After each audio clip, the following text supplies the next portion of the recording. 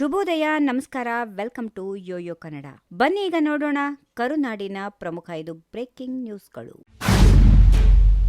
ರಾಜ್ಯದಲ್ಲಿ ಯಾವ November, December, January, February ಕ್ರಾಂತಿ ಇಲ್ಲ. 2028ಕ್ಕೆ ಕ್ರಾಂತಿ ಆಗಲಿದೆ ಎಂದು ಡಿಸಿಎಂ ಡಿಕೆ ಶಿವಕುಮಾರ್ ಹೇಳಿದ್ರು. 2028ಕ್ಕೆ ಮತ್ತೆ ಕಾಂಗ್ರೆಸ್ ಅಧಿಕಾರಕ್ಕೆ ವಾಪಸ್ ಬರುವ ಮೂಲಕ ಕ್ರಾಂತಿ ಆಗಲಿದೆ. 2025-26ಕ್ಕೂ ಯಾವ ಕ್ರಾಂತಿಯೂ ಇಲ್ಲ.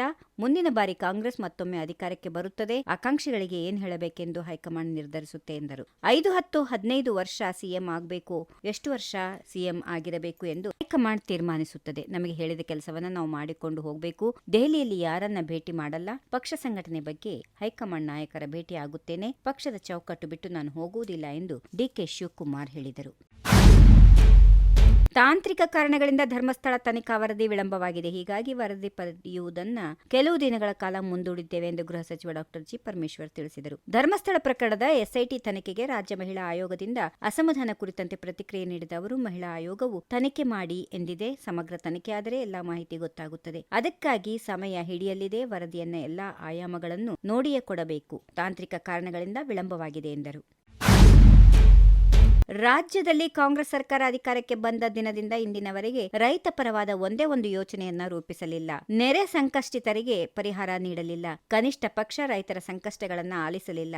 ರೈತರನ್ನ ವಿಪರೀತ ತಾತ್ಸಾರದಿಂದ ಕಾಣುತ್ತಿದೆ ಎಂದು ಬಿಜೆಪಿ ರಾಜ್ಯಾಧ್ಯಕ್ಷ ಬಿವೈ ವಿಜೇಂದ್ರ ವಾಗ್ದಾಳಿ ನಡೆಸಿದ್ದಾರೆ. ರೈತರೆಂದರೆ ಕಾಂಗ್ರೆಸ್ ಸರ್ಕಾರಕ್ಕೆ ಅಸಡ್ಡೆಯಾಗಿದೆ. ಸರ್ಕಾರ ರೈತರನ್ನ ಅತ್ಯಂತ ನಿಕೃಷ್ಟವಾಗಿ ಕಾಣುತ್ತಿರುವ ಧೋರಣೆಯಿಂದಾಗಿ ರೈತ ಸಮುದಾಯ ಹತಾಶೆಯ ಅಂಚಿಗೆ ತಲುಪಿದೆ. ರೈತರ ಬದುಕನ್ನ ಹಸನು ಮಾಡುತ್ತೇವೆಂದು ಹೇಳಿಕೊಂಡು ಅಧಿಕಾರಕ್ಕೆ ಬಂದ ಕಾಂಗ್ರೆಸ್ ಸರ್ಕಾರ ಅಧಿಕಾರಕ್ಕೆ ಬಂದ ಬಳಿಕ ತಮ್ಮ ಕುರ್ಚಿ ಕಿತ್ತಾಟದಲ್ಲಿ ಮುಳುಗಿ ಆಡಳಿತ ವ್ಯವಸ್ಥೆಯನ್ನೇ ತುಕ್ಕು ಹಿಡಿಸಿ ಭ್ರಷ್ಟಾಚಾರದ ಕೂಪವಾಗಿಸಿದ ಪರಿಣಾಮ ರೈತರು ಕಚೇರಿಗಳಿಗೆ ನಿತ್ಯವೂ ಅಲೆಯುವ ದುಸ್ಥಿತಿ ಬಂದೊದಗಿದೆ ಎಂದು ಕಿಡಿಕಾರಿದ್ದಾರೆ.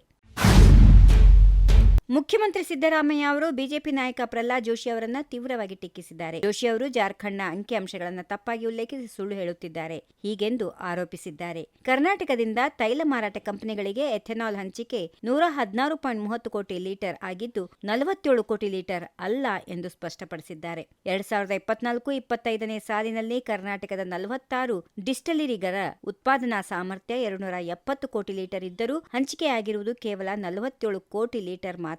ಈ ಅಂಕಿ ಜೋಶಿ ಅವರೇ ಲೋಕಸಭೆಯಲ್ಲಿ ನೀಡಿದ ಉತ್ತರವಾಗಿದೆ. ಇಂತಹ ಸುಳ್ಳನ್ನು, ಸಚಿವ ಸ್ಥಾನದ ಮರ್ಯಾದೆಯನ್ನು ಕಾಪಾಡದೆ ಹೇಳುತ್ತಿರುವುದು ನಾಚಿಕೆಗೇಡು ಎಂದು ಸಿದ್ದರಾಮಯ್ಯ ತರಾಟೆಗೆ ತೆಗೆದುಕೊಂಡಿದ್ದಾರೆ.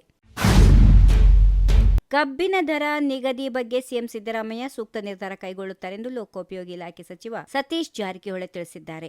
ಸಕ್ಕರೆ ಕಾರ್ಖಾನೆಗಳು ಒಂದೇ ಬೆಲೆ ಕೊಡಲು ಆಗಲ್ಲ, ಆದರೆ ಕಬ್ಬಿಗೆ ಒಂದು ಬೆಲೆ ನಿಗದಿಯಾಗಲಿದೆ. ಮಹಾರಾಷ್ಟ್ರದಲ್ಲಿ ರಿಕವರಿ ಹೆಚ್ಚಿದೆ. ಪ್ರತಿ ವರ್ಷ ಹೆಚ್ಚು ದರ ಕೊಡುತ್ತಾರೆ. ಒಂದು ರಿಕವರಿಗೆ 300 ರೂಪಾಯಿ ವ್ಯತ್ಯಾಸವಿದೆ. ನಾವು ಮಹಾರಾಷ್ಟ್ರ ಮಾದರಿಯಲ್ಲಿ ದರ ನೀಡಲು ಆಗಲ್ಲ. ಕಬ್ಬಿಗೆ ದರ ನಿಗದಿ ಮಾಡೋದು ಕೇಂದ್ರ ಸರ್ಕಾರ. ಸರ್ಕಾರದ ಪರ ಎಚ್.ಕೆ. ಪಾಟೀಲ್ ರೈತರಿಂದ ಅಹವಾಲು ಸ್ವೀಕರಿಸಿದ್ದಾರೆ. ಕಬ್ಬಿಗೆ ದರ ನಿಗದಿ ಬಗ್ಗೆ ಕ್ಯಾಬಿನೆಟ್ನಲ್ಲಿ ಚರ್ಚೆ ಆಗುತ್ತೆ. ಸಿಎಂ ಸಿದ್ದರಾಮಯ್ಯ ಸೂಕ್ತ ನಿರ್ಧಾರ ಕೈಗೊಳ್ಳುತ್ತಾರೆ ಎಂದರು. If you like this video, ಬೇಗ ಲೈಕ್ ಮಾಡಿ, ಕಾಮೆಂಟ್ ಮಾಡಿ, ಶೇರ್ ಮಾಡಿ ಹಾಗೂ ಯೋಯೋ ಟಿವಿ ಕನ್ನಡವನ್ನು ಸಬ್ಸ್ಕ್ರೈಬ್ ಮಾಡಿ.